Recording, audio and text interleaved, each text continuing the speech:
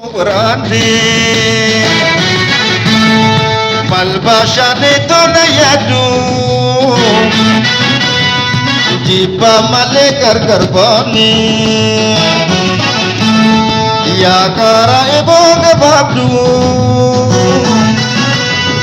jipa lape ko grande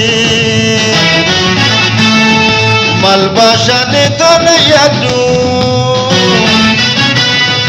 jipa male garbani Akadakan kinyadaku usulakan kisandagi Medang gumbi kisantau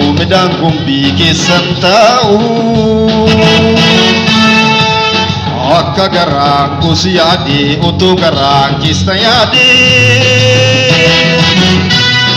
Hidamu dikirantau